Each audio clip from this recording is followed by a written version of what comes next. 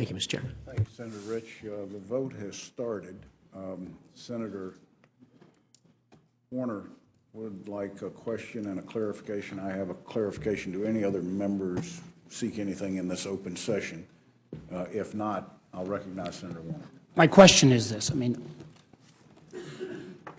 one, I'm intrigued by my colleague's comment. I think many of us felt the conclusions were accurate. In many ways, it was the president-elect until Friday who was questioning these results. I believe, and I would go back to your comments in my first line of question, when all four of you, with literally hundreds of years of experience, said you have never seen anything in your career that approaches this level of Russian activities. And we can debate who is the most serious threat, but anyone that underestimates the seriousness of this Russian threat, I think does so at their own peril. I want to ask you, Director Comey, then I want to get a clarification. If a thief came up to the DNC and broke in and stole all of the most valuable information, and that same thief then drove up to the RNC, and because they had a better lock on the door, was only able to break in and get some old information, would both of those be crimes and would both of those be prosecuted? Sure, yes.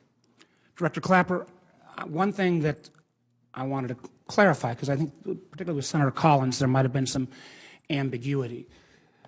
The conclusion you reached that the Russian government at its highest levels was targeting Clinton and favoring Putin was not the result simply of favoring Trump and disfavoring Clinton, was not the result simply of more leakage on the Democratic side, but I believe, based upon page 1 of your non-classified report, is that Putin most likely wanted to discredit Clinton since he publicly blamed her since 2011, and then a series of other activities. That conclusion of favoring Trump and not favoring Clinton was not simply the result of disproportionate leaking on the Democratic side. Is that correct?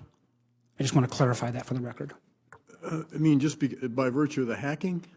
My understanding, I was left with the impression that the reason you reached the conclusion that there was favoring of Trump over Clinton was because of the disproportionate releasing of information. I've seen in the non-classified report lots of evidence that there was ongoing concerns between Putin and Clinton. That's certainly clearly one aspect of this, but we reviewed the totality of what they were doing, whether by this means or by the multifaceted propaganda campaign, the use of social media, trolls, planning fake news. There was a campaign, all of which clearly seemed to favor, clearly favored, including after the a election, preference for the president-elect over Secretary Clinton. Including after the election, the fact that Russian efforts to discredit the electoral process in America stopped.